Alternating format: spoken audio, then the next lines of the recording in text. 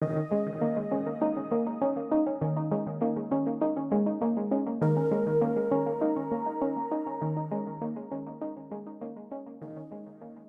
video is all about how to hack into your nervous system, how to get into your parasympathetic, and also how to manage some of those side effects that come along with the medications and taking care of your body. Let's start with skill one, pills. A lot of times kids and teens haven't had to take a lot of pills or medications before. So it's really important to have a system. It could be working with a family member or with your team, figuring out how to organize those medications. I was still pretty young, still learning how to take pills, so that was obviously scary for me, I could take like half a pill of like Advil like once in a while, but I had never been like on pills for like an everyday, like you need to take it at this time. So I actually tried to have some fun with it, and I would, in the morning I did it every day. I found like a good routine for me where I'd take it right after breakfast before school, and I would see how many I could take at once, one time. So I would do like, okay, today I'm gonna take 5 at once. Tomorrow I'm gonna see if I can do 6 at once, because I would like, it was just like a fun way for me to like see how many I could do to challenge myself, because it was fun. And I think one time I did take all 11 at once. Sometimes people don't even know how to swallow pills. One of the fun ways to do it is practice swallowing different things that are actually kind of fun and okay to swallow, like little pieces of candy, Nerds, mini M&Ms. Make sure you get your approval from your parents before you start hoarding all the candy and swallowing it all. But practicing on something that is less scary can actually make it easier to swallow the real medication that you need to. And then there are those side effects from your medications or your injections and infusions. No one really likes getting infusions or shots, so it makes sense that your body doesn't like it.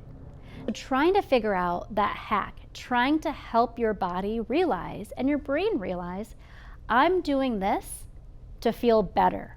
As silly as it might sound, that self-talk, that telling yourself that this is good for you, is one of those things. That's something that's easy to do and can help make you feel better.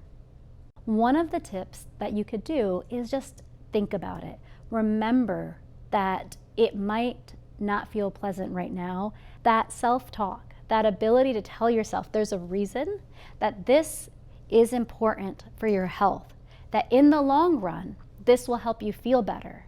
Not taking them now might help now, but in the future, it probably won't be great, because I've heard from a lot of people that a lot of them stopped taking their medication because they just didn't like the side effects, but it really came back to bite them, and they had to start the whole cycle over again. They were back to square one. So methotrexate also gets a really bad rap for it burning the injection itself and then the nausea that it sometimes has. I also take an injectable called methotrexate, and at first I was fine, but now I get nausea from the medications, or that medication specifically, and there's steps that I take to try to prevent that now, but I guess my brain has been tricked into thinking about that nausea so much that I get the nausea even before I take the medication. It's normal. That's how our bodies learn, because your nervous system wants you to avoid things that are unpleasant or make you feel nauseous. So the labeling, I'm taking this med to make my body work better. Your brain, part of your nervous system, will store the memory differently when you link the medication to its end result, to the fact that it actually makes you feel better. There's other things that you can do too. You can pair something that you enjoy, like a pleasant TV show or a pleasant scent, a smell, a fragrance. Lemon, ginger, and then peppermint. Peppermint's another really good one. Holding on to a hard candy in your mouth, like a lemon drop or even a ginger chew. I know lemon and ginger might not be the most popular. However, both of those are known, once they get into your mouth and into your stomach, to help actually soothe the lining of your stomach so that you don't feel as nauseous. Swallowing actually helps with nausea. Creating a routine that actually is somewhat pleasant for you, maybe sitting on your bed, letting your leg dangle, holding on to a stuffy. Some people like to watch, some people like to turn away. You can figure out which way it is for you and have a conversation with your parent.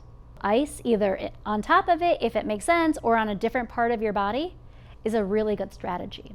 All that does is it confuses your brain. We have one brain, we have one nervous system. If you send even more thoughts and experiences and sensations up to your brain, it doesn't know what to listen to. So you will be less focused on that needle and where it goes into your body. Pairing an exhale out, just an exhale out. The exhale out actually stimulates your parasympathetic the most. So having the out breath and focusing on the sound of it is another thing that you can do to control your body and your parasympathetic while you're getting an injection.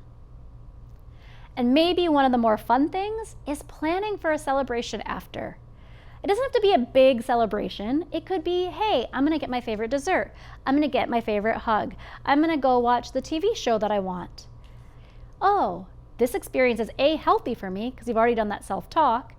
B, I don't notice that sensation at that much because you've done competing sensations. And C, having something to look forward to allows your brain to be like, cool, not so bad. So if you can make the end of it really great, you're gonna remember it as being an okay experience. So making sure you take moments to celebrate and just enjoy something at the end.